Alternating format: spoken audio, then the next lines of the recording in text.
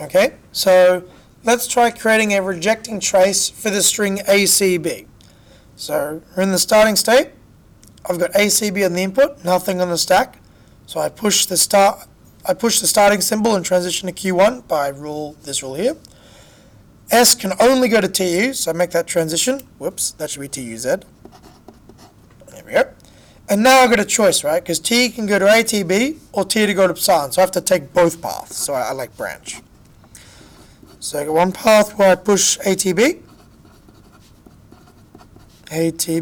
UZ, and the other path where I just choose not to. So I just delete the T. Okay, let's try exploring this path.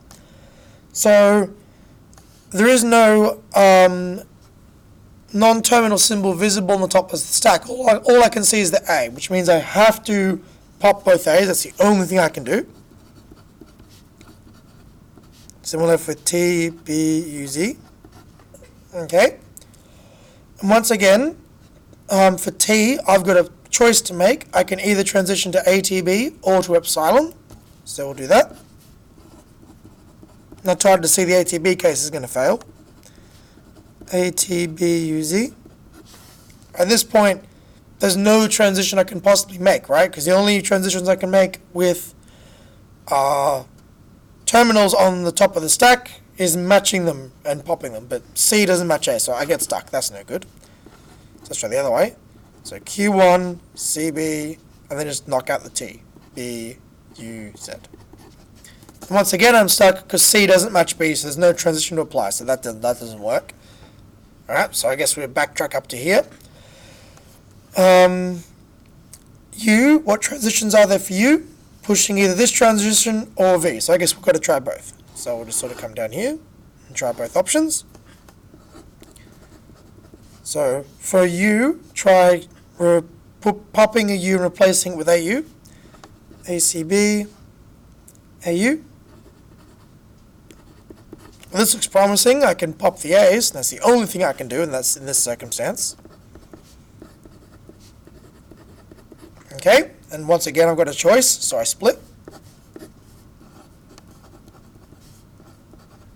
So in the first circumstance, I can push an AU on the stack.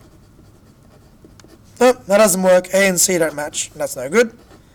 So we'll try the other path. CB, and then go to V. And then V's got two paths, so I'll try them both.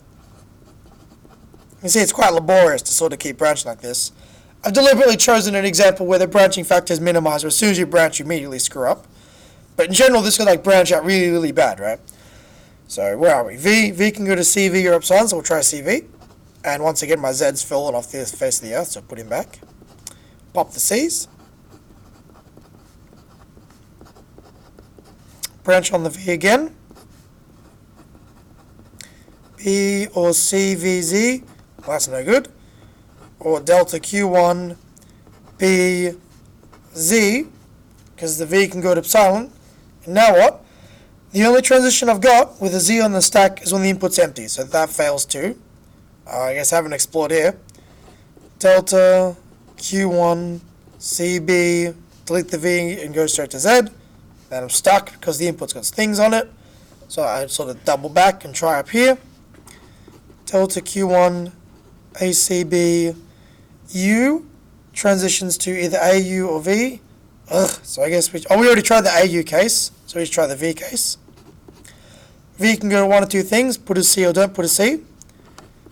Delta Q1 ACB or CV, that's no good, A and C don't match.